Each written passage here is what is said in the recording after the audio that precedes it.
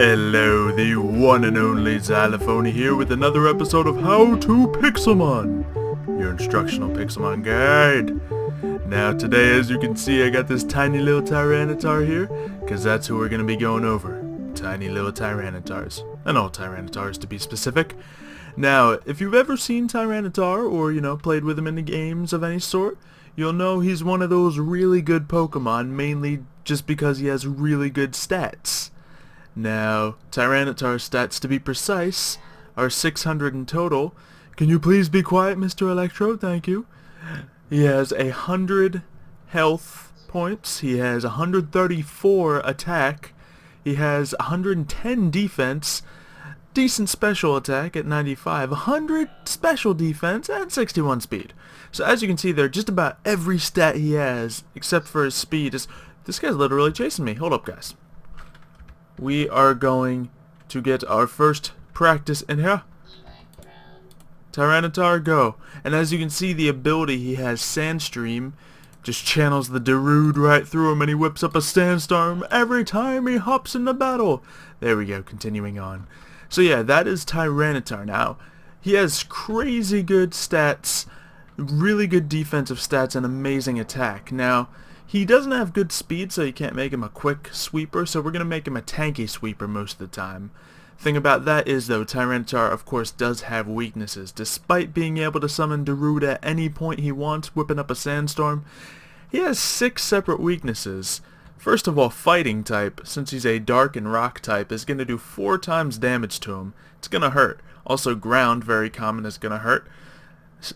Bug type, Steel type, Water type, and Grass type. Of course, he has his weaknesses, but regardless, he's still really strong Pokemon. Now, I think that kind of makes up for the high defenses he has. I think that kind of equals it all out. That still leaves him as a Pokemon with 134 attack. So keep that in mind. What you're going to want to do is get an attack nature, and he is going to crush things. Now, when it comes to speed, you might not want to worry about it. Personally, I wouldn't worry about it, because he's not going to outspeed most of the stuff he fights. You could train him in speed, he'll outspeed some things, certainly not most things, so the opinion's up to you. I personally like to train him in health and physical attack, then he's going to be nice and tanky, and he's going to do a ton of damage to anyone that walks in his way. But one thing I really like about Tyranitar, above his stats and ability and all that good stuff, he has an amazing move pool.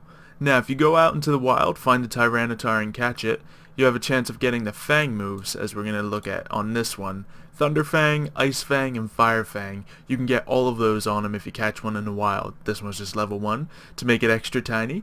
And, be an example here. You probably don't want to have all 3 of these on, but if your team, say, needs an ice move, you got that under control. And you can also get a Thunder Fang to counter that water. You can get Fire Fang to counter that bug and that grass.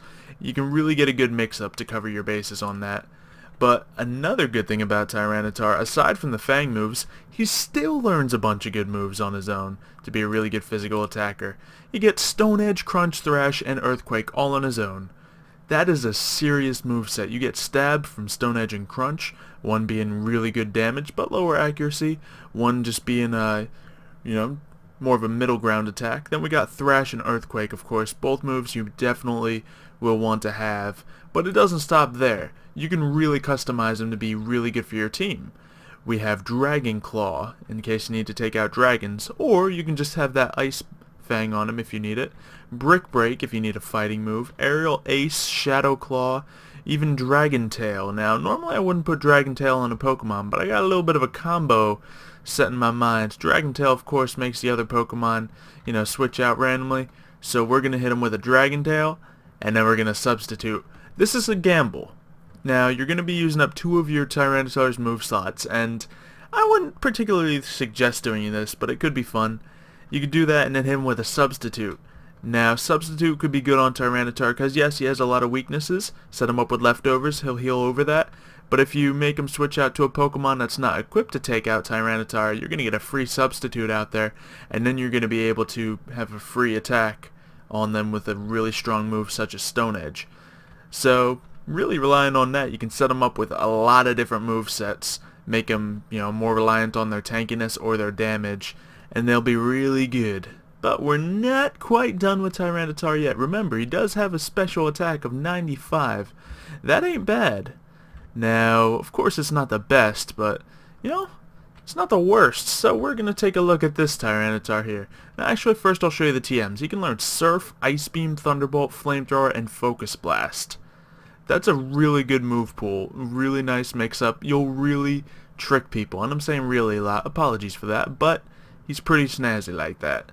But we're going to take a look at this guy. And bang! You can get the trifecta, Blizzard, Thunder, and Fire Blast on him. Now, of course, these are some low accuracy moves. We also got that Dark Pulse, so you can get that stab. He learns this on his own, so don't worry about that. Get that target to flinch. Good special attack move, but what I would suggest doing is set him up with those 3 killer moves, maybe even Focus Blast, and give him that Wide Lens. I think that'll be a little bit more effective than giving him, you know, some of the Thunderbolt and Flamethrower with a choice spec, because this way you'll be able to actually switch your moves up while still dealing a ton of damage. Now, yes, there's a gamble of missing, but that's where the Wide Lens comes in, so it could definitely be really fun. Anyway, I think that's pretty much everything we have to go over for Tyranitar, so let's just quickly take a look at the shinies. In case you guys run into any, you want to make sure to catch these guys. Now, with the Larvitar you get that yellow color, with the Pupitar you get that really nice purple color, but unfortunately with the Tyranitar itself, it just kind of turns into like a more yellowish form of its normal self, which isn't the best shiny. It gets a purple stomach, but I really do like the shiny Pupitar. I wish it carried through like that, but apparently it doesn't. It just goes into, you know, a breakdancing career. You know, I guess it's dancing to some of that sandstorm it whips up, and that's fine. It can do that. But yeah, hopefully you guys have enjoyed this video.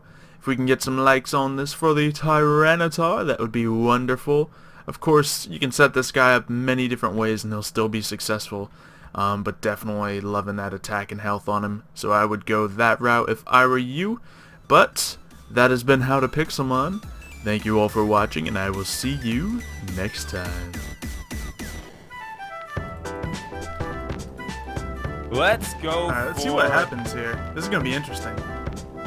I saw like your defense is going up too, so now I'm actually a bit worried. Oh dang, you took me out in one shot. Yeah. Dang, dude. Shell smashing.